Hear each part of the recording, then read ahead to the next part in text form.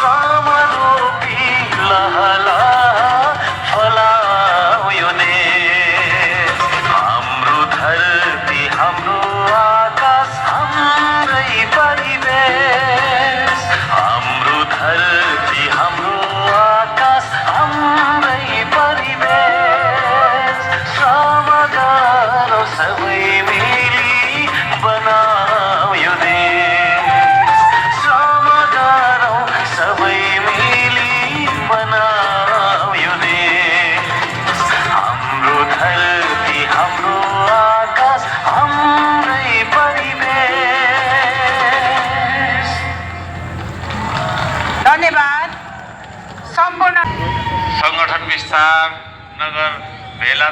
Party प्रवेश कार्यक्रमका अध्यक्ष अगुवा श्रमदाताज्यू, मञ्चमा आसीन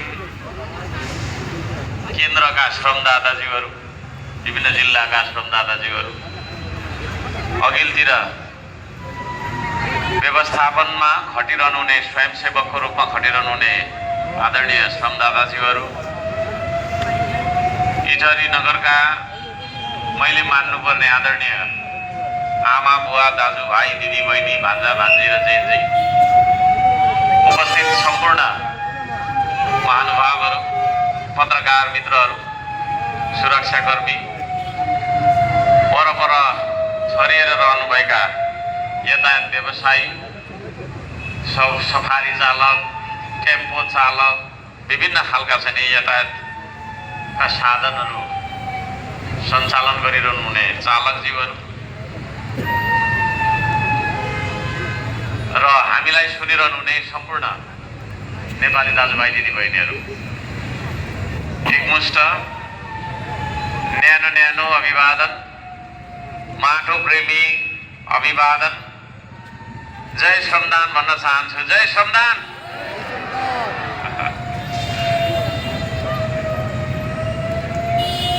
जाडो छ, त्यसले गर्दाखेरि अलि कराउनु पर्छ आज, होइन?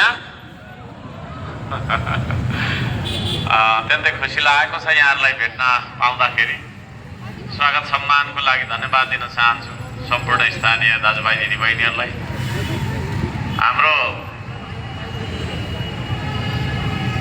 कार्यक्रममा हामी सबैजना खुसी साथ सहभागी बन्नुपर्छ,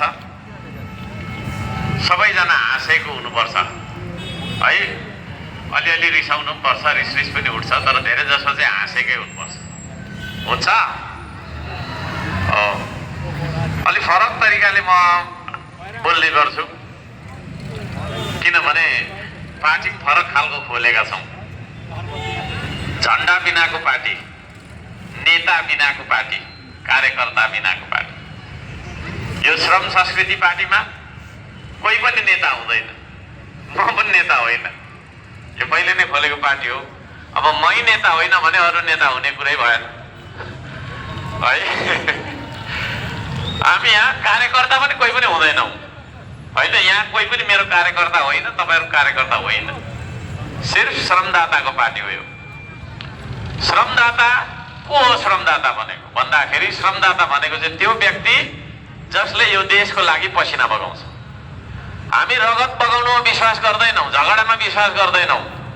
कुटाकुट गरेर एकले अर्कालाई चाहिँ छेकाछेक गरेर है, काटाकाट मारामार गरेर यो देशमा केही पनि भएन।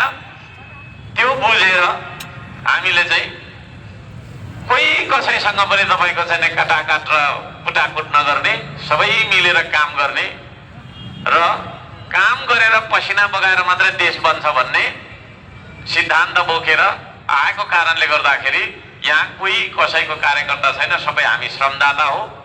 र यहाँ नयाँ मान्छेहरू जो जति जोडेर आउनु भएको छ, म तपाईँहरूलाई पनि श्रम संस्कृतिमा हार्दिक, त्यसो भएको कारणले गर्दाखेरि यो श्रम संस्कृतिमा यहाँहरू सबैजनालाई म स्वागत गर्न चाहन्छु। तपाईँहरू पनि श्रमदाता बन्ने हो, यसो गरिदिनु त एकचोटि।